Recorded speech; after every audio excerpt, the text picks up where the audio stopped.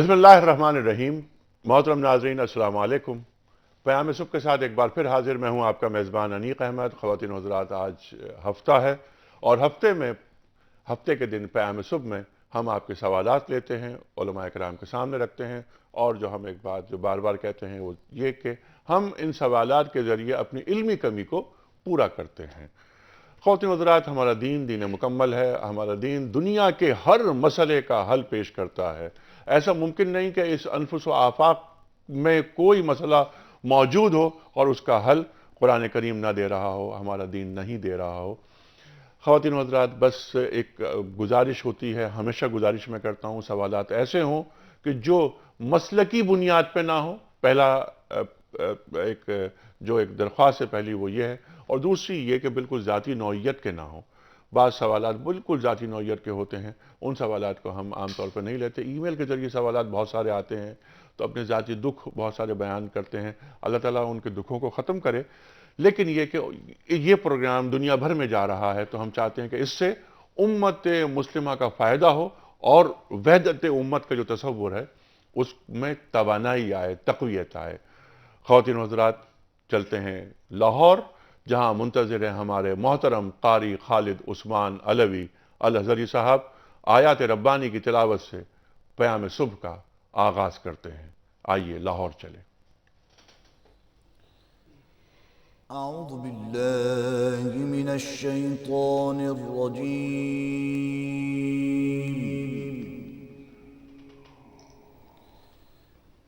بسم اللہ الرحمن الرحیم۔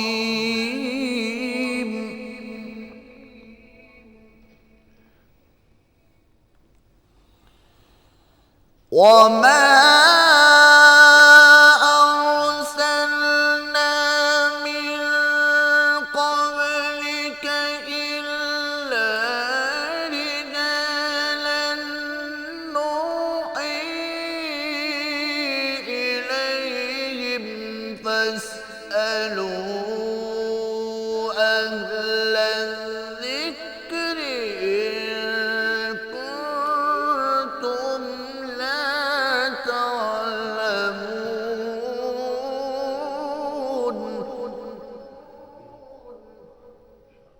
ماشاءاللہ ماشاءاللہ۔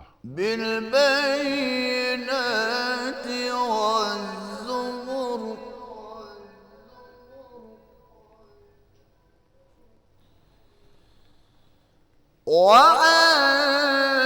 وأنزلنا إليك الذكر لتبين للناس ما نزل إليهم ولعلهم يتفكرون.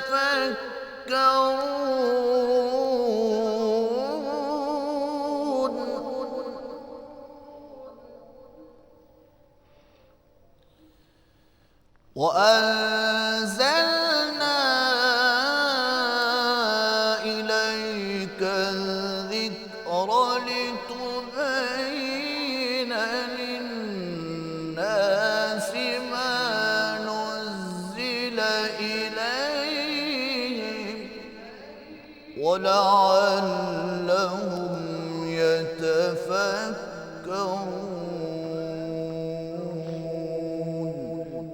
صدق اللہ العظیم۔ بہت شکریہ قاری صاحب۔ خواتین و حضرات، فَاسْأَلُوا أَهْلَ الذِّكْرِ إِن كُنتُمْ لَا تَعْلَمُونَ۔ گفتگو ہوگی، سوالات ہوں گے، بہت سارے مسائل سامنے آئیں گے، لیکن اس سے پہلے کہ ہم سوالات اپنے علماء کرام کے سامنے رکھیں، حدیث رسول مقبول صلی اللہ علیہ وآلہ وسلم سماعت کرنے کی سعادت حاصل کرتے ہیں۔ منتظر ہیں لاہور میں محترم محمد اسلم راؤ صاحب۔ آئیے لاہور چلتے ہیں۔ شروع اللہ کے نام سے جو بڑا مہربان نہایت رحم والا ہے۔ اور ہم نے تم سے پہلے بھی آدمیوں ہی کو دلائل اور کتابوں کے ساتھ رسول بنا کر بھیجا جن کی طرف ہم وحی کرتے رہے، تو اہل علم سے پوچھ لو اگر تم نہیں جانتے۔ اور ہم نے تم پر بھی یاد دہانی اتاری تاکہ تم لوگوں پر اس چیز کو اچھی طرح واضح کر دو جو ان کی طرف اتاری گئی ہے، اور تاکہ وہ غور کریں۔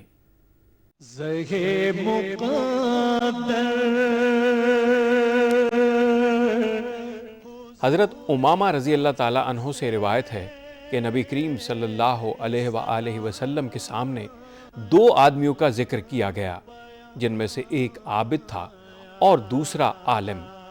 پس نبی کریم صلی اللہ علیہ وآلہ وسلم نے فرمایا، عابد پر عالم کی فضیلت اسی طرح ہے جس طرح میری فضیلت تم میں سے ایک ادنا صحابی پر ہے۔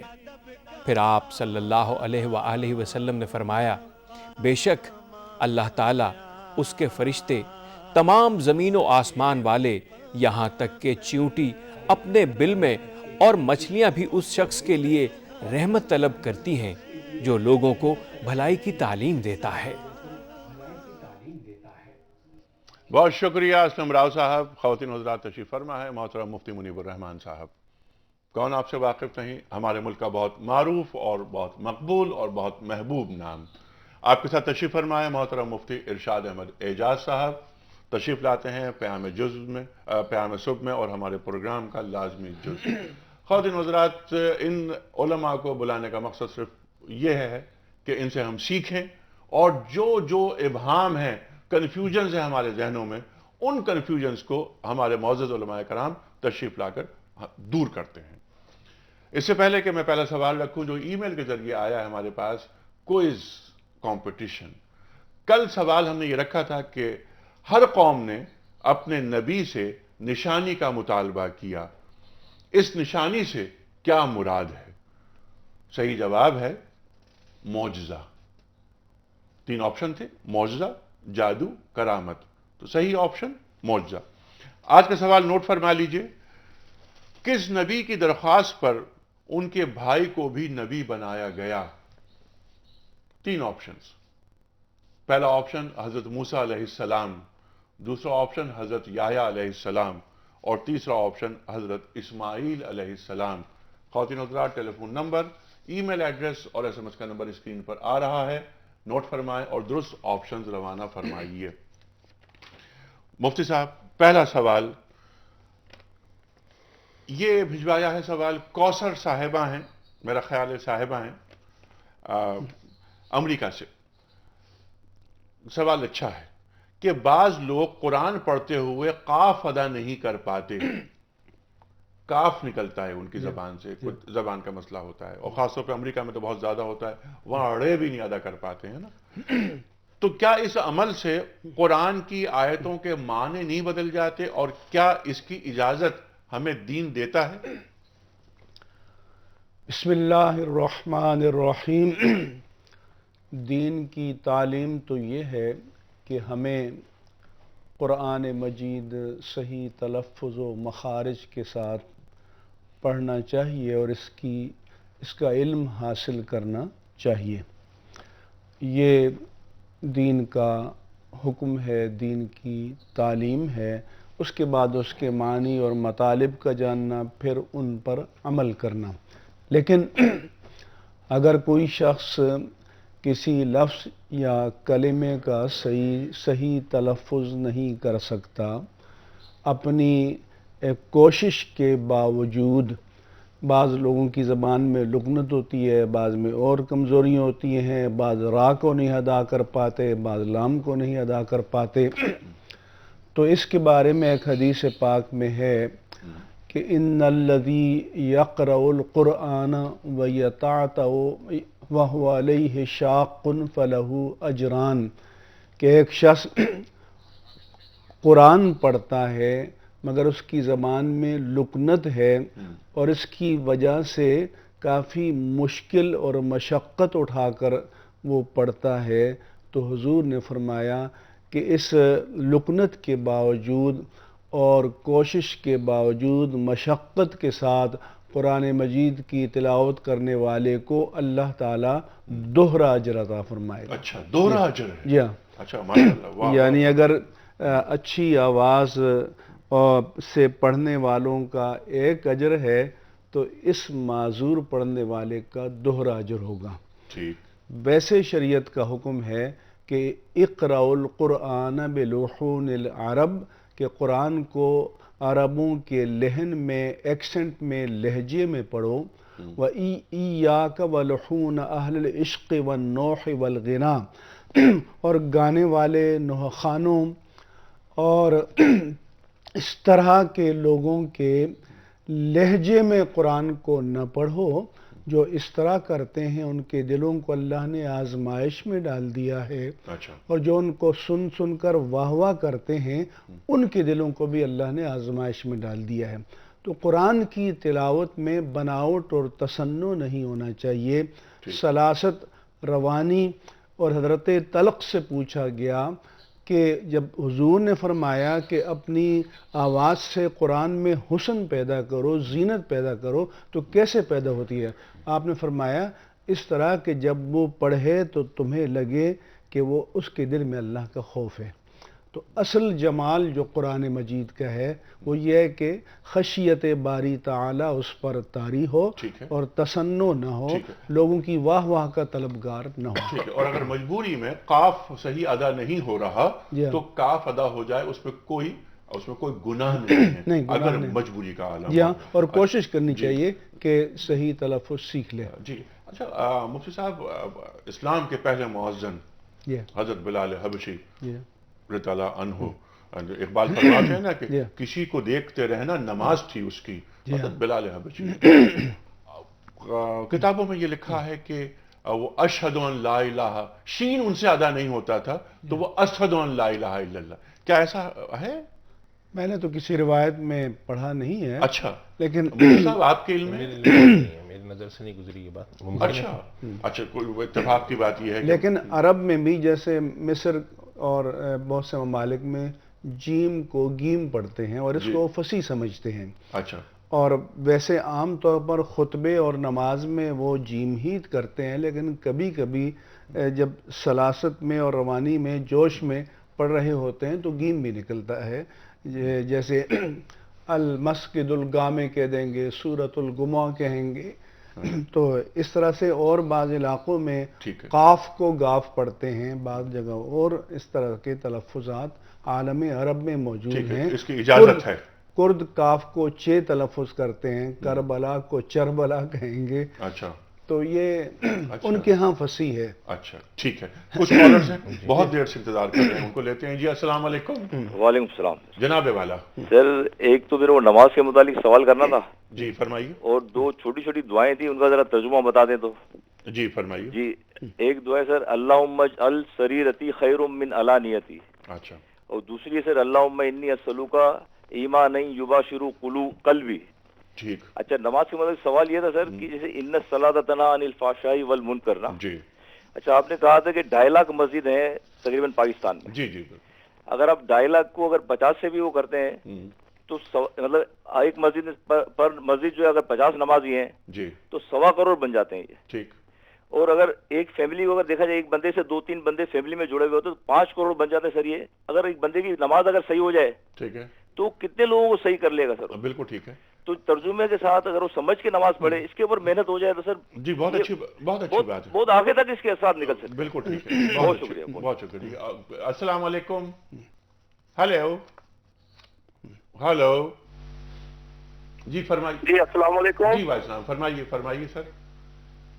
جی انیس احمد بھائی، آپ کا شکریہ. آپ کا پروگرام بہت اچھا ہے، ہم ریگولر پروگرام دیکھ رہے ہیں. اللہ آپ کو جزائے خیر دے. اچھا کون صاحب بول رہے ہیں، کہاں سے؟ جی میں خالد محمود نیو یارک سے. جی اچھا خالد صاحب نیو یارک سے. جی سر فرمائیے خالد صاحب. جی اپنا انیس بھائی، میرا سوال ہے کہ جیسے مسلمان بھائی مسلمان کو دعوت دیتا ہے تو اس کا دعوت کا قبول کرنا یعنی سنت ہے جیسے، تو اس میں اس کا دیکھنا پڑے گا کہ اس کا بزنس کیسا ہے، حلال ہے حرام ہے. اور دوسرا اگر بزنس کا پتہ چل جائے کہ یہ حرام ہے اور جن لوگوں کا نہیں پتہ چلتا کیا ان کا کھانا جائز ہے یا اس کی تحقیقات کرنی چاہیے؟ بالکل ٹھیک ہے. دونوں سوالات پہنچے ہمارے پاس. مفتی صاحب میں چاہتا ہوں کہ آپ کی خدمت میں رکھوں پہلا سوال. دونوں دعائیں جو آئی تھیں وہ آپ کے ذہن میں ہے کہ ان کا ترجمہ کیا ہے؟ پہلی دعا تو انہوں نے شاید بتائی تھی اللہم اجعل سریرتی خیرا من علانیتی. انہوں نے خیرن پڑھا، خیرن ہوگا یہ لوگ. اچھا اس کا مطلب ہے کہ اللہ میری جو اندر کی چیز ہے اس کو بہتر کر دے اس چیز سے جو میری ظاہر ہے. اچھا تو یعنی کہ مراد اس سے کہ اندرونی قلبی طور پر، روحانی طور پہ انسان بہتر ہو، بجائے اس کے کہ صرف ظاہری طور پہ. بالکل. اور دوسری دعا مفتی صاحب نے شاید لکھی تھی، میں بھی یہی سمجھ پایا، دوسری ذہن میں نہیں آ رہی. اچھا ایک سوال یہ تھا کہ جو آپ نے ابھی سنا کہ دعوت قبول کرنا سنت ہے. جی، رسول اللہ صلی اللہ علیہ وسلم کی تعلیم ہے کہ دعوت، مسلمان کی دعوت کو قبول کرنا اس کا حق بنتا ہے. ٹھیک ہے، اس کی دعوت قبول کی. لیکن اگر جس شخص کے پاس ہم جا رہے ہیں ان کے ذرائع آمدنی حرام ہے جی تو دیکھیں اس میں انہوں نے دو باتیں پوچھی. ایک تو یہ کہ ہر شخص کی دعوت قبول کر لی جائے، کیا اس کے ذرائع آمدنی کے بارے میں تحقیق کی جائے. پہلی بات تو یہ کہ دعوت ہر کس و ناکس تو دیتا نہیں ہے، عام طور پہ وہی لوگ دیتے ہیں جو جانتے پہچان ہو جن کی آپ کی. اگر آپ کو یقین ہے کہ اس شخص کی غالب آمدنی حرام ذریعے سے آتی ہے تو پھر اس صورت میں اس کی دعوت کے یہاں جانے سے اجتناب کرنا چاہیے. لیکن اگر آپ کو معلوم ہے کہ اس کی آمدنی میں کچھ مشکوک ہے لیکن غالب آمدنی حرام ہے، یہ آپ کہہ نہیں سکتے. آپ کے ذہن میں ہے کہ اس کے پاس حلال ذرائع بھی ہیں اور اطمینان ہو جائے کہ بھئی حلال ذرائع زیادہ ہیں، تو پھر کھانا کھانے کی اور جانے کی گنجائش ہے. تیسری صورت یہ ہوتی ہے کہ ایک شخص نے دعوت دی، آپ کو معلوم نہیں اس کی ذرائع آمدنی کیا ہے، تو ممکنہ حد تک، جہاں تک ممکن ہو، کسی کو دلی تکلیف پہنچائے بغیر، یعنی براہ راست اس سے یہ پوچھا تو نہیں جا سکتا کہ کیا تم حرام تو نہیں کھاتے. اس کے بجائے دلی تکلیف پہنچائے بغیر تجسس کے جو حدیث میں قرآن کریم میں ممانعت ہے اس کو ذہن میں رکھتے ہوئے تحقیق کر لیں کہ اگر اس کو اطمینان ہو جاتا ہے کہ ہاں بھئی یہ شخص کی آمدنی حلال ہے تو پھر کھانے کی گنجائش نکلتی ہے. حدیث پاک میں ہے کہ ایک مسلمان کے دوسرے مسلمان پر بغیر کسی رشتہ قرابت کے جو عمومی حقوق ہیں وہ یہ ہیں کہ جب وہ سلام کرے تو اس کے سلام کا جواب دے، اس کو چھینک آئے اور وہ الحمدللہ کہے تو یہ جواب میں یرحمک اللہ کہے، وہ بیمار ہو جائے تو یہ اس کی عیادت کرے، اس کا انتقال ہو جائے تو یہ اس کے جنازے میں شریک ہو، اور اسی میں ہے کہ وہ دعوت دے تو قبول کرے. اس میں اپنے بھائیوں سے عرض کروں گا کہ ایک تو یہ ہے کہ معروف ہے کہ اس کی ساری آمدنی حرام کی ہے تو اجتناب کرو. ایک یہ ہے کہ کچھ حرام ہے لیکن حلال بھی ہے تو اس کی دعوت میں جا سکتے ہیں. یہ اس نیت سے جائیں کہ جو اس کی حلال کمائی ہے میں اس میں سے کھاؤں گا. اور یہ بھی ساتھ یہ ہے کہ اتنی ٹوہم نہیں لگنا چاہیے، کھوج نہیں لگانی چاہیے کہ لوگ سمجھیں کہ یہ اپنے ہی کو پارسا سمجھتا ہے. اور بعض صورتوں میں تو قرآن نے فرمایا کہ وَلَا تَقْفُ مَا لَيْسَ لَكَ بِهِ علم، جو چیز تمہیں معلوم نہیں تو اس کی سراغ رسانی کی کوشش نہ کرو. مسلمان کا دوسرے مسلمان کے بارے میں عمومی جو ہے وہ حسن ظن ہونا چاہیے، ظن المؤمنین خیرا، جب تک اس کے برعکس کوئی شواہد اس کے علم میں نہ ہو. اچھا گمان رکھنا چاہیے. اچھا دوسری چیز یہ ہے کہ مفتی صاحب کہ جب تک بروں سے، فرض کیجئے کہ حرام آمدنی گھر میں آ رہی ہے، اگر ان سے ایک شریف آدمی، نیک آدمی، باکردار آدمی قریب نہیں ہوگا تو خیر کا ابلاغ کیسے ہوگا، خیر کیسے پہنچے گا اس کے اس لیے ہم چاہتے ہیں کہ برائی سے نفرت نہ کرو، بروں سے نفرت نہ کرو. برائی سے نفرت ہونی چاہیے لیکن بروں سے محبت ہونی چاہیے اور اس محبت کے ذریعے ان کو برائی سے بچایا جائے. جی بالکل. اور حکمت کے ساتھ ان کو دعوت خیر دی جائے.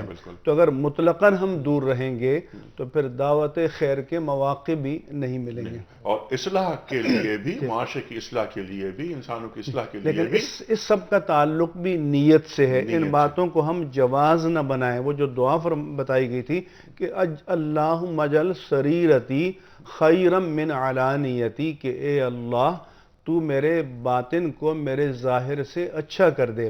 کیونکہ ظاہر تو یہ ہے کہ چہرے پر کئی چہرے سجا لیتے ہیں لوگ، مصنوعی ایک شخصیت بھی بنا لیتے ہیں، تو اصل کمال انسانیت یہ ہے کہ اس کا باطن صحیح ہو. چائنا سے ہیں محمد اسلم صاحب. جی اسلم صاحب السلام علیکم. السلام علیکم سر. وعلیکم السلام. سر یہ 2-3 دن پہلے مفتی منیب الرحمان صاحب نے جی طریقے سے متعلق ایک پروگرام کیا تھا تو میں اس دن کوشش کر رہا تھا لیکن میری بات نہیں ہو سکی. تو میں ایک چھوٹی سی بات پوچھنا چاہ رہا تھا جی کہ جب کوئی شخص وفات پا جاتا ہے ہاں تو وہ پینشن کا جو سلسلہ ہوتا ہے ہاں وہ آیا اس کے شرعی جو اصول ہے یا اس کے متعلق شریعت کیا کہتی ہے؟ وہ صرف عورت کا حق ہوتا ہے, بچوں کا حق ہوتا ہے, اس کے کوئی شرعی اچھا آپ کی جو آواز میرے پاس اس سے متعلق سوال نہیں ہوا تو ٹھیک ہے. آپ کا جو سوال ہے جو میں سمجھاؤں وہ یہ کہ جو پینشن مرحوم کی پینشن اس کا حق بیوی کا ہوگا اور بچوں کا ہوگا, کس کا ہوگا؟ ٹھیک, اگلی کال لیتے ہیں. جی السلام علیکم. ہیلو. السلام علیکم. وعلیکم السلام. سر میں سر سلمان بات کر رہا ہوں, میں سلمان ڈار گلشن حدیث سے. جی جی فرمائیے سر. سر میرا سوال یہ ہے کہ جو اسلامک بینکنگ ہے, اسلامک بینکنگ سے بینک لون لے کے گھر بنانا جائز ہے یا نہیں ہے؟ اچھا, اسلامک بینکنگ سے کسی اسلامک بینک سے لون لے کر گھر بنانا, یعنی اس سود پہ لے کر؟ سر سود نہیں ہے, اسلامک بینک کے تھرو جو شراکا کی آج کل انہوں نے جو طریقے متعارف کروائے ہیں, متعارف کروائے ہیں اس حساب سے. بالکل ٹھیک ہے, یہ دونوں سوالات پہنچے.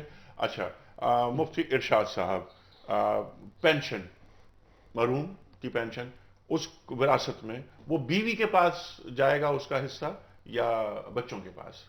نہیں, اصل میں دیکھیں جو قانون ہو, دیکھیں پینشن جو ہے نا اس آدمی کی ملکیت نہیں ہوتی, وہ تو حکومت کی طرف سے یا اس ادارے کی طرف سے اس کو دیا جانے والا ایک, جسے کہیں کہ ایک ایسا معاوضہ کہیں یا اس کو ایک تحفہ کہیں, اس لیے کہ شرعاً جب شخص کا انتقال ہو گیا اب اس کے جو کچھ بھی آئے گا جو اس کی ملکیت میں موجود نہیں تھا, اس کے بعد جو کچھ بھی آئے گا وہ ایک تحفہ ہو سکتا ہے, ایک معاونت ہو سکتی ہے. اب اگر اس کا قانونی طور پہ حق صرف بیوی کو ہوتا ہے تو صرف بیوی کو ملے گی, اور اگر قانونی طور پہ حق اولاد نابالغ بچوں کا اور بیوی کا ہوتا ہے تو ان کو ملے گی, اور اس کے علاوہ جو بھی تفصیلات ہو. تو اصل میں بات یہ ہوتی ہے کہ امپلائر جسے ہم کہتے ہیں, یعنی کہ جو آجر ہے وہ یا حکومت اپنے ملازم کو انتقال کر جانے کے بعد یا اس کی ریٹائرمنٹ کے اس کے بعد انتقال کر جانے کے بعد اگر اس کی بیوہ کو بھی دے رہے ہوں تو اس میں جو قانون انہوں نے منظور کیا ہے اس کے تحت ملے گی. اچھا, بظاہر میں یہی شرعی قوانین اپلائی نہیں ہوں گے؟ نہیں, میں بظاہر یہی سمجھ رہا ہوں اس میں کہ یہ جو پوچھ رہے ہیں کہ بیوی کو یا بچوں کا کہ انتقال کے بعد کا سوال ہوگا, تو پھر ظاہر سی بات ہے. اچھا, اس میں چونکہ شریعت کا یہ قانون ہے یہ تو کہ جب آدمی پیسے دے رہا ہے اپنے اس ملازم کے گھر پیسے بھیج رہا ہے جس ملازم کا انتقال ہو چکا, تو یہ تو طے شدہ بات ہے کہ یہ اس ملازم کی تنخواہ نہیں ہے, یہ اس کی طرف سے ایک ہدیہ ہے یا معاونت ہے. اب وہ اگر بیوی کے لیے بھیج رہا ہے تو وہ بیوی کے ساتھ خاص ہے, بچوں کو بھی شامل ہے. یہی سوال میں رکھوں گا آپ کے سامنے, لیکن مفتی صاحب کیونکہ جواب آپ کا تفصیلی ہوگا, ہمیں جانا بریک کے جانے واپس آئیں گے.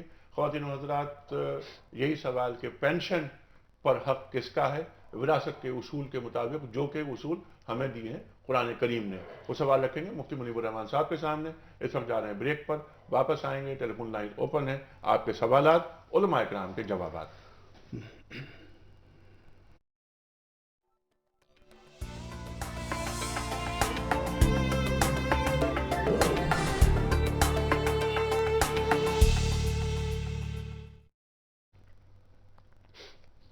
ویلکم بیک خواتین و حضرات, پیام صبح میں ایک بار پھر خوش آمدید. تشریف فرمائے محترم مفتی منیب الرحمان صاحب اور محترم مفتی ارشاد احمد اعجاز صاحب. آج کا ہفتہ اور ہفتے کا دن ہوتا ہے سوال و جواب کے لیے. آپ کے سوالات ہوتے ہیں, علماء کرام کے جوابات, اور سوالات آپ کے آتے ہیں ای میل کے ذریعے, ایس ایم ایس کے ذریعے اور ٹیلی فون کے ذریعے. ٹیلی فون لائنز ہماری اوپن ہیں, آپ کے سوالات کا خیر مقدم کیا جا رہا ہے اور کیا جاتا رہے گا. اس سے پہلے کہ میں اگلا سوال رکھوں, اور بہت ساری کتابیں جو ہمارے پاس آئی ہیں تعارف کے لیے وہ میرے سامنے رکھی ہیں, ان میں سے کچھ کتابوں کا تعارف میں آج کراؤں گا, اس کے بعد جستا جستا ہم آگے بڑھیں گے. کچھ تعارف ہم کل کرائیں گے. بہت اچھی کتابیں اس ملک میں لکھی جا رہی ہیں سیرت پاک صلی اللہ علیہ وسلم کے تعلق سے, دین کے مختلف مسائل ہیں, تعلیم کے حوالے سے, علم کے حوالے سے, وہ منظر عام پر آ رہی ہیں. اور سب جو ہمارے رائٹرز ہیں ہمارے, ان کا مقصد یہی ہے کہ اس ملک میں علم کو عام کیا جائے اور سیرت کریم, سیرت رسول مقبول صلی اللہ علیہ وآلہ وسلم کے مختلف گوشوں کو سامنے لایا جائے, کیونکہ جب تک اتباع رسول کریم صلی اللہ علیہ وآلہ وسلم نہیں ہوگی تب تک ہماری نجات ممکن ہی نہیں, ہم راہ راست پر آ ہی نہیں سکتے. خواتین و حضرات, اس سے پہلے کہ تعارف ہو, کوئز کمپٹیشن میں کل کے سوال کا درست جواب اور آج کا سوال. کل سوال ہم نے یہ رکھا تھا کہ ہر قوم نے اپنے نبی سے نشانی کا مطالبہ کیا. اس نشانی سے کیا مراد ہے؟ 3 آپشنز تھے، معجزہ، جادو اور کرامت. صحیح آپشن ہے معجزہ.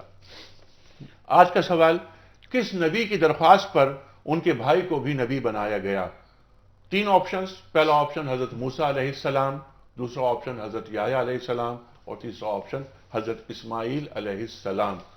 خواتین و حضرات، ہمارے ٹیلی فون نمبرز ہیں صحیح جوابات بھجوانے کے لیے اور پروگرام میں سوال کرنے کے لیے. 02134527009 02134528061. ہمارا ای میل ایڈریس ہے ps@dunyatv.tv اور آپ ہمیں SMS کر سکتے ہیں 3031 پر. اور خواتین و حضرات، اس سے پہلے کہ میں یہ کتابوں کا تعارف کراؤں مختصراً اور جلدی ایک خاص بات، بلکہ سمجھیے اعلان، وہ یہ کہ 16 اپریل سے 21 اپریل تک ہم ہفتہ اقبال منائیں گے. روزانہ پروگرام ہوگا علامہ اقبال کی فکر پر، اقبال اور فقر، اقبال اور علم، اقبال اور مرد حر، اقبال اور انقلاب، اقبال اور عشق رسول کریم صلی اللہ علیہ وآلہ وسلم. اور 21 اپریل اقبال ڈے پر ہم جو پروگرام کریں گے انشاءاللہ تعالی اور مزار اقبال پر بیٹھ کے کریں گے، اس پروگرام کا عنوان ہے کہ اقبال رحمۃ اللہ علیہ اور حالت حاضرہ، کہ علامہ اقبال آج ہمارے لیے کہاں کس طرح مفید ثابت ہوتے ہیں. 16 اپریل سے 21 اپریل تک ہفتہ اقبال منایا جائے گا.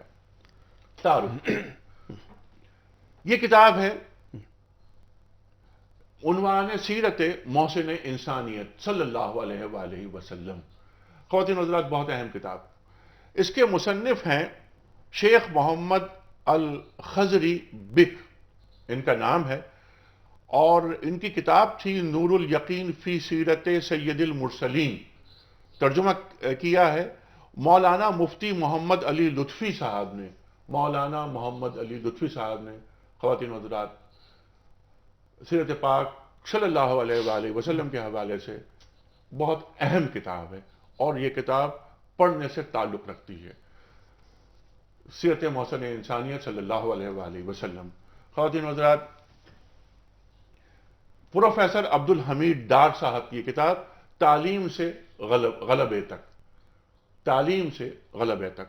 خواتین و حضرات، جب تک علم نہ ہو غلبہ ہم حاصل ہی نہیں کر سکتے. سید مودودی رحمۃ اللہ علیہ کا قول ہمیں یاد آتا ہے کہ دنیا ایک ریل گاڑی ہے جسے علم کا انجن چلا رہا ہے. جس قوم کے پاس علم ہوتا ہے وہ جہاں بانی کرتی ہے، دنیا پر حکومت کرتی ہے. خواتین و حضرات، تعلیم سے غلبے تک یہ بہت اہم کتاب ہے. علم کے حصول کی جانب قرآنی طریقہ کیا ہے اور سیرت پاک صلی اللہ علیہ وآلہ وسلم سے ہمیں کیا رہنمائی مل رہی ہے. اگلی کتاب قرآن آسمانی منشور آزادی. قرآن آسمانی منشور آزادی، اور یہ کتاب چھاپی ہے قرآن بک فاؤنڈیشن نے. اس کے مصنف محمد سرور خان صاحب ہیں. خواتین و حضرات، اس کتاب کو بھی نوٹ فرما لیجئے، بہت اچھی کتاب. آج قرآن آسمانی منشور آزادی، اس میں کوئی شبہ نہیں. اور قرآن وہ نعمت کہ جو عالم انسانیت کے لیے. اور گلہائے اشک، یہ نعتیہ مجموعہ ہے. گلہائے اشک لے کے تخیل گلاب سے حاضر ہوا ہوں در پہ رسالت مآب کے صلی اللہ علیہ وآلہ وسلم. یہ کتاب، یہ جو مجموعہ ہے، یہ ہے جناب والا قاری محمد مطلوب خاور صاحب. قاری محمد مطلوب خاور صاحب گلہائے اشک، نعت رسول مقبول صلی اللہ علیہ وآلہ وسلم ان میں موجود ہیں. آپ ان کو پڑھیں گے تو آپ کو اندازہ ہوگا کہ عشق رسول کریم صلی اللہ علیہ وآلہ وسلم میں ڈوب کر کس طرح نعت لکھی جاتی ہے. اور ہم تو ایک بات یہ عرض کرتے ہیں کہ نعت اس وقت تک نہیں لکھی جا سکتی جب تک کہ اذن الہی نہ ہو، کیونکہ ہم اپنے محبوب کا ذکر کسی ناپسندیدہ شخص سے نہیں سن سکتے. تو اللہ تعالیٰ اپنے محبوب کا ذکر صلی اللہ علیہ وسلم کا ذکر کسی ایسے شخص سے کیسے قبول کر سکتا ہے کہ جسے وہ پسند نہ کرتا ہو. تو اذن خداوندی کے بغیر نعت لکھی ہی نہیں جا سکتی. اور یہ بھی ایک صحیفہ نعت، نعتیہ مجموعہ. اور اس مجموعے کو تحریر کیا ہے، شاعر ہیں نظر جالندھری صاحب. نظر جالندھری صاحب. خواتین و حضرات بہت ساری کتابیں ہمارے پاس آتی ہیں اور آ رہی ہیں، لیکن ہم نے ان میں سے کچھ کا آج تعارف آپ کے سامنے رکھا مختصراً۔ خواتین و حضرات چلتے ہیں اپنے پروگرام کی جانب۔ سوال جو آیا تھا مفتی صاحب، وہ سوال آپ کے ذہن میں ہوگا، میں ریپیٹ نہیں کر رہا، آپ فرمائیے۔ ایسا ہے کہ ترکہ اسے کہتے ہیں ورثہ جو موت کے وقت کوئی شخص چھوڑ کر جائے، اس کی ملکیت ہو، اس کی اونرشپ ہو، اس کی پراپرٹی ہو، جس بھی شیپ میں ہو۔ پینشن یہ ایک طرح کا تبرع ہے، فضل ہے، احسان ہے، مہربانی ہے کہ جب کوئی شخص کسی ادارے میں اپنی توانا زندگی کے آخری اسٹیج تک خدمت کرتا ہے تو بعد میں اس کے ساتھ یہ فضل و احسان کرتے ہیں کہ اب وہ اس طرح سے کام کرنے کے قابل نہیں رہا، تو اس کی بشری ضروریات پوری ہونی چاہیے، اور یہ ایک طرح سے عالمی سطح پر ایک معروف طریقہ ہے، اس کو پینشن کہتے ہیں۔ اب جو تبرع ہوتا ہے اس میں متبرع کا یعنی دینے والے کا یہ حق ہے کہ اس کا مصرف کسے بنائے۔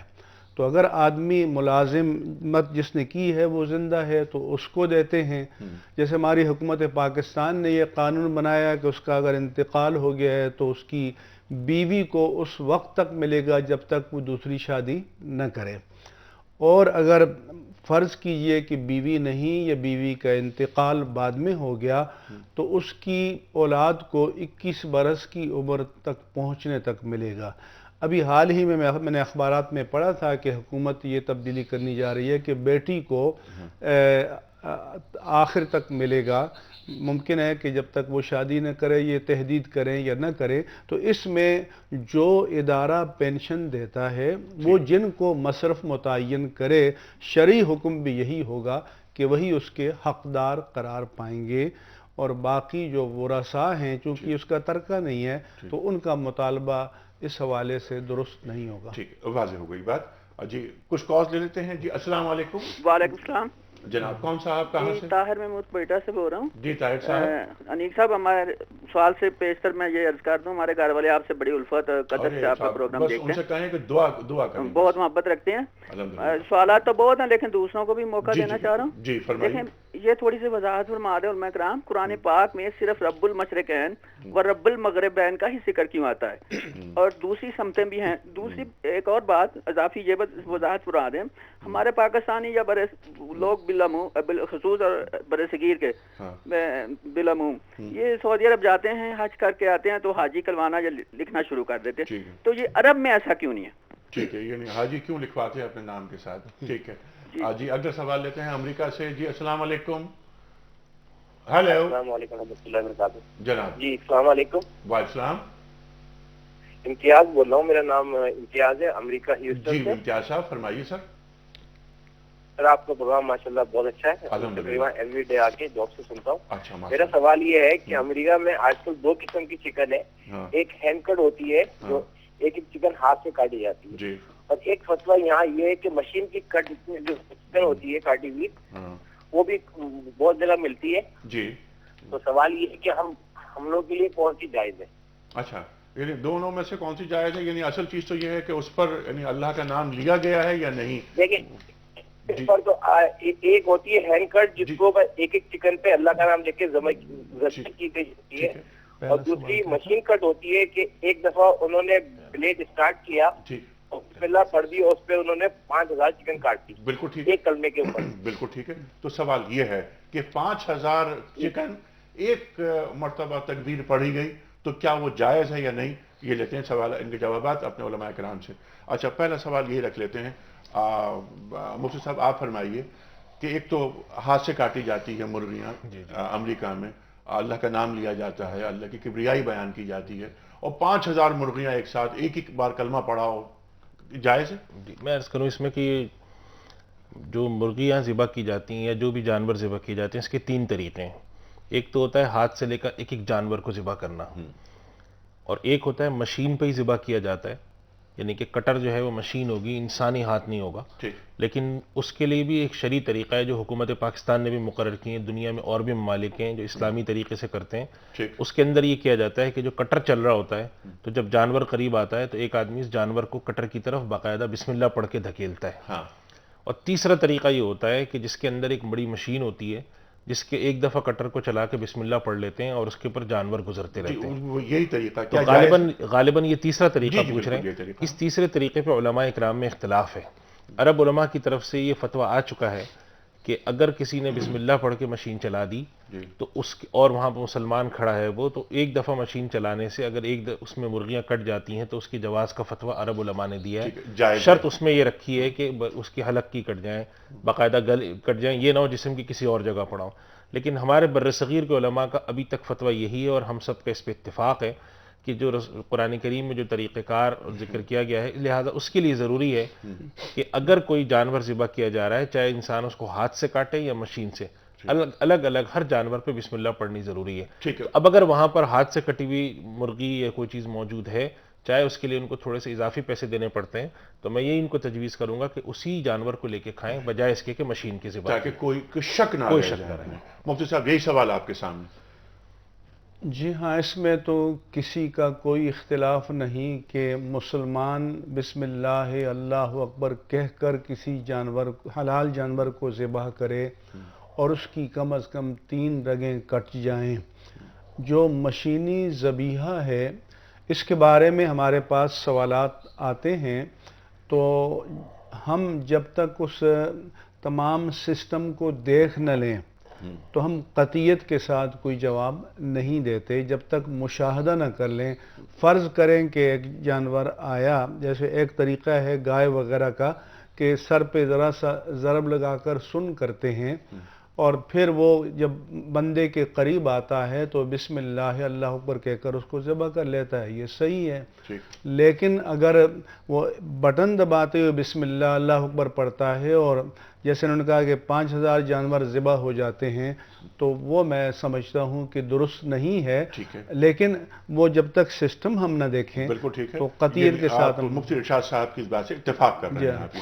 اچھا، سوال یہ آیا تھا کہ حاجی جو لوگ حج کر کے آتے ہیں اپنے نام کے ساتھ حاجی کیوں لگاتے ہیں؟ اس کی تو کوئی ضرورت نہیں ہے، یہ تو ایک طرح سے نمود ہے کہ اعلان ہے کہ میں نے حج کیا ہے۔ تو عرب میں رواج نہیں، شروع میں چونکہ دور کے خطوں سے خال کوئی جاتا تھا تو وہ اس کو اعزاز و اکرام کے طور پر کہتے تھے، لیکن لفظ حاجی درست ہے نہیں ہے، اصل لفظ حاج ہے، لیکن ہمارے ہاں اس کو اردو میں حاجی بنا دیا ہے۔ آج کل بھی جب حاجی وہاں جاتے ہیں تو ٹیکسی والے دوسرے بسوں والے یا حاج یا حاجہ کہتے ہیں، لیکن ایسا لگانا ضروری نہیں ہے۔ نمازی کو بھی کوئی لوگ چلتے پھرتے نمازی نہیں کہتا، زکوٰۃ دینے والے کو زکاتی نہیں کہتا۔ بالکل ٹھیک ہے۔ ایک سوال، یہ بہت اچھا سوال یہ آیا مفتی صاحب، اچھا آپ کی بھی یہی رائے ہے نا؟ جی میری رائے، بلکہ اردو میں ایک حج کرنے والے کو حاجی، ایک سے زائد کو الحاج کہتے ہیں۔ جی ہاں، بالکل اب بالکل ترک کرنا چاہیے، نمود ہے یہ نمود ہے، اس کو ترک کرنا چاہیے۔ رب المشرقین و رب المغربین، یہ قرآن کریم میں آیا، اس کی تشریح۔ اصل میں ان کا سوال یہ تھا کہ اللہ تعالیٰ کے لیے نے مشرق اور مغرب کا ذکر کیا، باقی سمتوں کا ذکر نہیں کیا۔ اصل میں اگر یہ تو انسان کی تفہیم کے لیے ہے، سمتیں انسان کے اعتبار سے ہیں، ورنہ اللہ کے لیے تو کوئی سمت اور کوئی جہت نہیں ہے، اللہ تو ہر جگہ ہے اور اس پوری کائنات کا مالک ہے۔ وہ تو اللہ تعالیٰ جب خود قرآن کریم میں پہلی سورت میں فرماتا ہے الحمدللہ رب العالمین، تو پھر کوئی جہت اور کوئی چیز بچتی نہیں ہے۔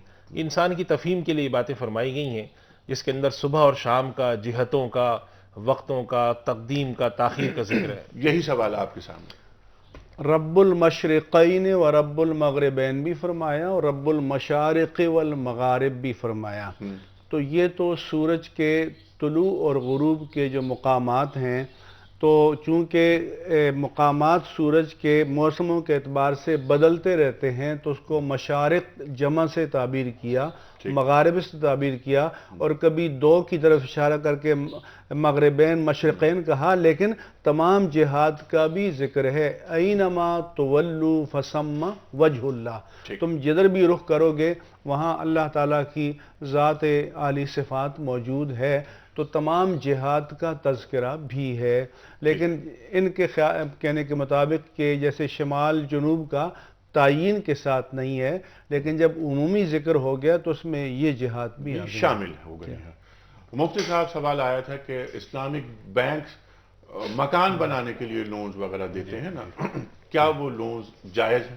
جی، اس میں ایک بات تو عرض کروں کہ یہ جو لفظ ہے نا اسلامک بینک لون دیتا ہے قرضہ، یہ قابل اصلاح اس لیے کہ اسلامک بینک قرضہ نہیں دیتا۔ دوسری بات ہے کہ جیسے انہوں نے بھی ایک لفظ استعمال کیا، اسلامک بینک گھر بنانے کے لیے جو طریقہ کار استعمال کرتے ہیں وہ شراکت داری کا ایک طریقہ ہے جس کے اندر دونوں آدمی مل کر گھر خریدتے ہیں، ایک بینک کا پیسہ ڈلتا ہے ایک اس شخص کا، اور آہستہ آہستہ وہ شخص بینک کے حصے کو خرید کے 10 سال 5 سال 15 سال جس میں بھی لے لیتا ہے۔ اس طریقے کے جواز کا فتویٰ ہے اور اس طریقے سے ہی گھر لینا چاہیے، دوسرے طریقے جو گھر لینے کے ہیں سودی وہ جائز نہیں ہے۔ ٹھیک ہے، مطلب یہ پھر یہ قرضہ نہیں ہوا بلکہ شراکت ہو۔ اسلامی بینکاری میں قرضہ ہے ہی نہیں جو لوگوں کے ذہن میں تصور ہے، اور جیسا کہ انہوں نے بتایا کہ شراکت داری ہے اور بتدریج بینک کی شراکت کے جو یونٹس ہیں وہ خریدتا رہتا ہے جو اس کا کلائنٹ ہے، لیکن جب تک وہ بینک کے حصے کو استعمال کرتا ہے تو بینک اس کا کرایہ بھی لیتا رہتا ہے اس تناسب سے، جیسے کہ ہم اگر اپنا مکان تعمیر کر کے یا فلیٹ کسی کو کرائے پہ دیں تو اس کا کرایہ لینا یہ شرعاً جائز ہے، اس میں کوئی خرابی نہیں ہے۔ اچھا، یعنی اسلامک بینک کے ساتھ مکان خریدنے کے لیے یا بنانے کے لیے شراکت کے لیے رقم لی جا سکتی ہے، اور جو ایکسٹرا پیمنٹ جو بینک لے رہا ہے اس پر وہ ایکسٹرا پیمنٹ بینک کو دی جا سکتی ہے۔ بالکل، وہ کرایہ ہے، اس کو شرکت ملک کہتے ہیں۔ ٹھیک ہے، نہیں میں کہہ رہا ہوں جو ایکسٹرا پیمنٹ ہے، 50 لاکھ روپے میں لے رہا ہوں بینک سے، مکان بناتا ہوں، 20 لاکھ میرے ہیں، اور میں 50 لاکھ پر 50 لاکھ تو نہیں لے رہا میں بینک مجھ سے، 50 لاکھ پہ مجھ سے لے رہا ہے 70 لاکھ فرض کیجئے، تو یہ 20 لاکھ کی جو ایکسٹرا اماؤنٹ ہے جو میں پے کروں گا یہ کرایہ ہوگا یا اس کے حصے کا، اس کے حصے کا، لیکن یہ سود میں نہیں آئے گا؟ نہیں، سود نہیں آئے گا مفتی صاحب، بالکل سود میں نہیں آئے گا۔ ٹھیک ہے، کلیئر ہو گئی یہ بات۔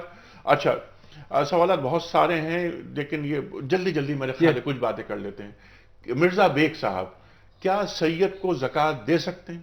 نہیں، سید کو زکوٰۃ نہیں دے سکتے، لیکن اس کے معنی یہ نہیں ہے کہ آپ نہ دیں، اپنے پاک مال میں سے حضور کی نسبت کی تقدیس کا احترام کرتے ہوئے ضرورت مند ہیں تو اس کی مدد کریں، لیکن اس کے لیے انفاق ہے، زکوٰۃ نہیں ہے۔ مفتی صاحب بالکل صحیح، ٹھیک ہے۔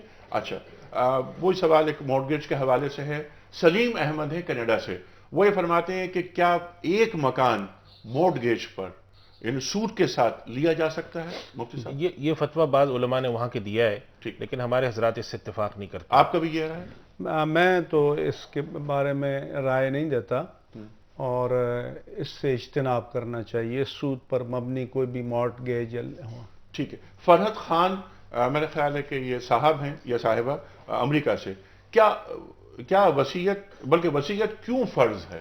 وصیت فرض نہیں ہے، اب وصیت جو ہے اختیاری اور استحبابی ہے، اگر کسی کے لیے فرد کے لیے کرنا چاہیں جو وارث نہ ہو یا مقاصد خیر کے لیے کرنا چاہیں، اس وقت تک وصیت واجب تھی جب تک کہ احکام وراثت نازل نہیں ہوئے تھے، لیکن جب قرآن مجید میں وراثت کے تفصیلی احکام نازل ہو گئے تو وصیت کا وجوب اور فرضیت یہ ختم ہو چکی ہے، اب اختیاری ہے، استحبابی ہے۔ ٹھیک ہے۔ ایک شخص کا انتقال ہو گیا، انتقال سے پہلے اس نے اپنی بیوی کو طلاق دے دی، یہ سوال میرا ہے۔ اچھا، اسے طلاق دے دی بیوی کو، بیوی عدت میں ہے اور یعنی طلاق دے چکا ہے وہ، تو جب ترکہ یعنی عدت ابھی جاری ہے تو کیا اس عدت کے دوران انتقال کی صورت میں بیوی ترکے کی وارث ہوگی؟ نہیں، بیوی ترکے کی وارث نہیں ہوگی۔ نہیں۔ اچھا، مفتی صاحب اگر طلاق رجعی دی ہے اور عدت کی تکمیل اور اختتام سے پہلے شوہر کا انتقال ہو گیا ہے تو بیوی وارث بنے گی۔ اچھا، اگر طلاق مغلظہ دی ہے اور وہ مرض وفات میں تھا اور عدت کے اختتام سے پہلے انتقال ہو گیا تو تب بھی وارثہ بنے گی، کیونکہ اس طلاق کو شوہر کی بدنیتی پر محمول کیا جائے گا۔ اگر طلاق مغلظہ دی ہے اور وہ تندرست تھا، کوئی بیماری کی علامات نہیں تھی، لیکن قضاء الہی سے انتقال ہو گیا تو صرف وہ عورت وارثہ نہیں بنے گی۔ ٹھیک ہے، کلیئر ہو گئی بات۔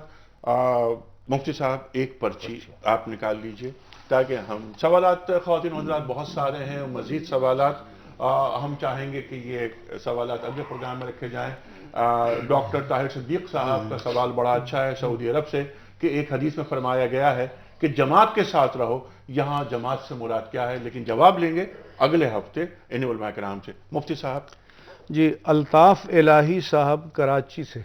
अल्ताफ़ इलाही साहब कराची से आपको दुनिया टीवी की जानिब से दुरुस्त जवाब बताने की खुशी में गिफ्ट हैम्पर मुबारक हो। ख़वातीन व हज़रात, आज का प्रोग्राम यहाँ हम ख़त्म करते हैं। फ़स्अलू अहला ज़िक्र इन कुन्तुम ला तालमून, कुरान करीम का इरशाद है कि सवाल करो अहले ज़िक्र से अगर तुम नहीं जानते। बहुत सारी बातें ऐसी होती हैं कि हमारा जहन, हमारी अक्ल महदूद है। ज़ाहिर कुरान करीम के जो उलूम हैं और जो कुरान करीम के जो रुमूज़ हैं वो हर शख्स उसकी तफ़हीम तक नहीं पहुँच सकता।